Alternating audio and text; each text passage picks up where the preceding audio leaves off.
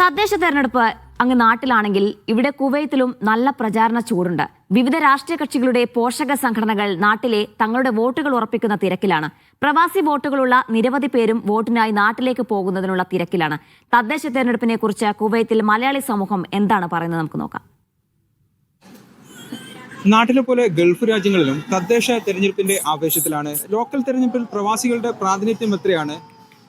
പ്രവാസികൾക്ക് ലോക്കൽ തെരഞ്ഞെടുപ്പുമായി ബന്ധപ്പെട്ട് എന്ത് കാര്യങ്ങളാണ് പറയാനുള്ളത് എന്ന കാര്യം നമുക്ക് കേൾക്കാം. ഇത് പഞ്ചായത്ത് ഇലക്ഷനിൽ കേരളത്തിൽ പ്രതിഫലിക്കാൻ പോകുന്നത് ഇടത് സർക്കാരിന്റെ വികസനം ഒന്ന് മാത്രമായിരിക്കും.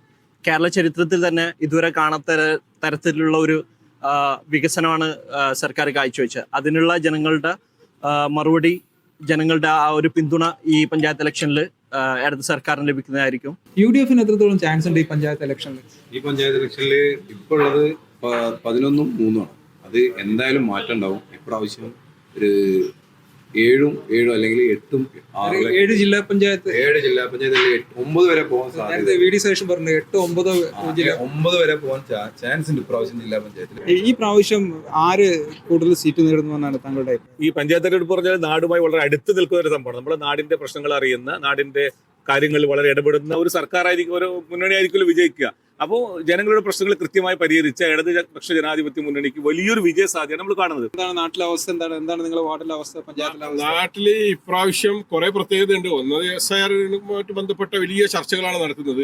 പിന്നെ ഇപ്രാവശ്യത്തെ ഇലക്ഷന്റെ ഒരു പഞ്ചായത്ത് ഇലക്ഷന്റെ പ്രത്യേകത, യുവാക്കൾക്ക് നല്ലൊരു ചാൻസ് കിട്ടി. കുറെ പുതിയ തലമുറയിലെ ചെറുപ്പക്കാരാണ് ഇപ്പം ഇലക്ഷനിൽ നിന്നിട്ടുള്ളത്. വളരെ നല്ല ഇലക്ഷൻ. എല്ലാവരും കാസർഗോഡുള്ള ആൾക്കാരല്ല.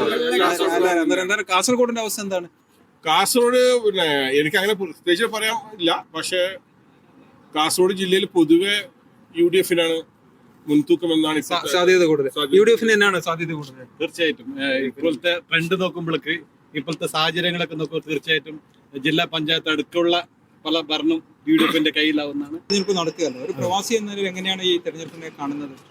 തെരഞ്ഞെടുപ്പിനെ കാണുന്നതെന്ന് വെച്ച് കഴിഞ്ഞാൽ LDF-നാണ് മുൻതൂക്കം. അപ്പം എൻ്റെ വ്യക്തിപരമായ ഒരു കാഴ്ചപ്പാടിൽ LDF തന്നെ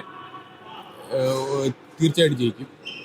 കാരണം സാമൂഹിക മുന്നേറ്റം ഉണ്ടാക്കാൻ പറ്റുന്നത് LDF സർക്കാരിനാണ്. സാധാരണക്കാരുടെ കൂടെ നിൽക്കുന്നത് LDF സർക്കാരാണ്.